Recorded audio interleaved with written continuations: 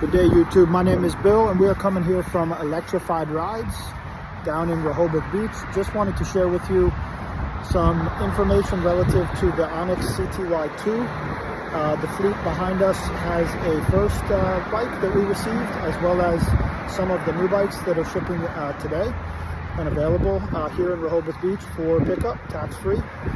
This batch had one bike in particular that had a different sprocket, and we love that. It is a little smaller, a little easier to pedal, and perhaps an option or something that we'll see in the future. But before we dive right into the bikes, we would like to just do something that I hope to include in these videos going forward, which is if I could give you a glimpse into what an entrepreneur for the first time trying to do business, maybe perhaps that they love or thought about their whole life.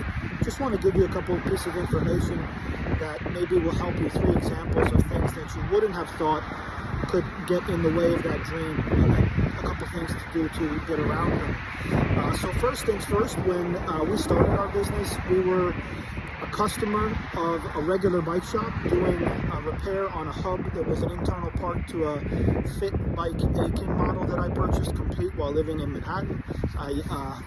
Being back in Manhattan from Atlanta after IBM training, I had an interest in getting around the city with my bike versus the subway. For sure, it was a lot better to just cruise around. I got some good clips in the city, just playing around while working for IBM on my BMX bike. But then that bike kind of sat until I moved out of the city and into a house in where we were hoping to build an office for my mother's business. At that time, the bike was broken. I didn't realize it yet because I went to ride it and jump it, and I guess, broke the internal freewheel mechanism. So I brought that to a shop called Philly Electric Wheels. That shop was in Mount Airy section of Philadelphia, thereabouts. And it was amazing because while they couldn't fix my bike, that part, they couldn't get access to it, and they had no real way to help the regular bike process. And it should have been a little bit of a red flag for how they were going to handle the e-bike business. But we did do business with that entity, Philly Electric Wheels. We purchased a high bike and then a Blix bike for my sister at that time as a gift, just to basically test them. They were so amazing with the pre-sales activity that they sold me the idea that I could perhaps connect that Bosch with them and do a service and update the torque and stuff like that would happen down the line. When I brought that bike back in for my very first service, I had an 800-mile wrench on the Bosch indicator, and that told me that I needed service. And at that time, when I walked back in for service, there was very clear to me that there was never going to be a service relationship there, because what was happening was they pushed us out of the business, literally out of the store and into the street, and asked me to just watch for the chain to snap. If it snapped, because it was a Bosch mid-drive, it could snap. If that happened, to come back. And then if it didn't happen, at 3,000 miles, maybe my rear cogs would need to be replaced. That's what they told me. But they basically told me they didn't have time to focus on that at that time, and they needed us out the door so that they could help the other customers with test rides. And completely understand that.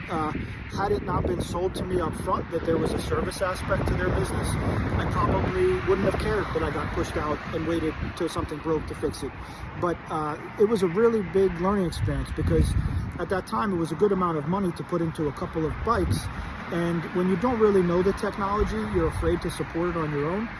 So I then started studying the Endless Sphere, all of the blogs, Reddit a little bit, but mostly the Endless Sphere, and Electric Bike Action magazine. So if you haven't seen Electric Bike Action, you want to see it and you want to subscribe, because it's very inexpensive, but it does a pretty good job showing you what is next in the market, what's coming, what's available, what's next, and so on. So all that is to tell you that at that time I had no interest in making a business out of it. I was just a customer, and I loved it.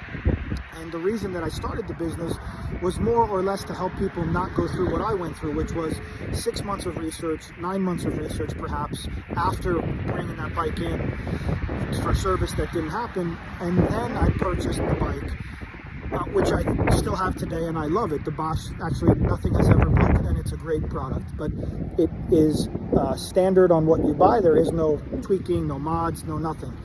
And that is important to me because I thought I would be able to take advantage of future tech and maybe plug and play some other things, but basically that was not the case. It was just a good bike, and it is still a good bike. It's part of our rental fleet. We converted it over from a personal bike to a rental fleet, and that was more or less the beginning of the business. Surface 604, Sam at the time, who now works at Dost. Sam had started Dost. Sam now was our rep, and he got us into the whole model of how to support a rental bike, what it is a good bike, what's not, and more or less taught us at that time how to be an e-bike dealer. And that was back in 2016. But we were not dealing, we were just bringing bikes in, and we were testing them, and we were renting them up until the pandemic when everything shifted. So there's a lot that I shared in a previous video that got us from the pandemic to where we are today, but I think that's sort of good to keep it as water under the bridge here. Just remember that when you go into business, you're never going to know who somebody is till you do business with them. Then you'll learn everything. That's the important thing. For us, we had three mistakes that we made. The first mistake was that in Plymouth meeting, I had an office space. That office space could accommodate e-commerce, it could accommodate consultations and rentals, but it could not be a retail site. So I started looking down by my alma mater, Villanova, and I ended up purchasing a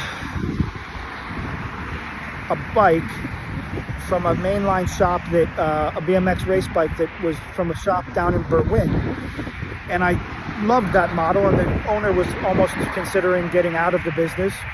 So because he didn't get out of it and he was still considering selling it, I started looking at other places on the main line that I could find a bike shop to rent and to build my vision, because I needed a retail space. So I called the landlord of what today is currently the Mechanic Bike Shop. The Mechanic Bike Shop is a site that was for lease in 2017. When I called the company, they told me they had an interest in leasing the space to us, and they were interested in knowing what our business was, and if we were okay with it, they would invest with us. So I just sent them a link to our website. I had a conversation with them, and they went dark after maybe 2 weekends of talking. They did not return any calls, and at that time, it was more of like a want. It was not a need to have the retail space. It was just a dream. So I didn't think anything of it back in 2017, 2018 timeframe. After 2019 and the pandemic hit, I went looking for parts that I couldn't find myself at that time. Our distributors didn't have, and our partners and suppliers did not have stuff in stock. So I found that just so often I saw bikes going in and out of this location that was being built up as the Mechanic Bike Shop. So I called that landlord, and at that time had a great dialogue, a lot of interest, and then they went dark and more or less started that business on their own. They looked at our website and they brought a bike mechanic in from another location, and that bike mechanic ran the shop and ultimately turned it into what is like a road riding shop, a little bit of e-bikes. But anyway, that was the first learning curve. When you call, if you're an entrepreneur and you call to get something leased, never give them your business information. Perhaps have a broker do that for you, and keep everything private. Don't share with them your hopes, your dreams. That leasing agent, that landlord, can steal your business in a heartbeat. So that was the first learning. The second learning is we called Pedigo, as I mentioned in the previous video. And at that conversation with Pedigo, we ultimately were under the impression that we were going to be a franchise owner for them. We were going to be bringing them to market, so we gave them some information about our customer, who it is, what kind of rental scheme we had, how we were doing with the consulting, and what type of bike was needed for us to fill our gaps. And so after that information was shared, and after going through a lot of emails back and forth, which keep your receipts, A, as an entrepreneur, but B, it ultimately became the area that, because of our information, I'm sure, Pedigo decided to open up another location. And they'll cut those locations out at the knees, so God saved us from going that route. But that that happened. So I reached out to Pedigo to grow our business. They opened up a site. So the first is your landlord that you call, do not give them information about your business. The second is, if you do end up trying to become a dealer of somebody, work with them before you give them information. Get an agreement before, or an exclusivity before talking business. So then that was the second thing. So that's the retail side of it, the vendor side of it.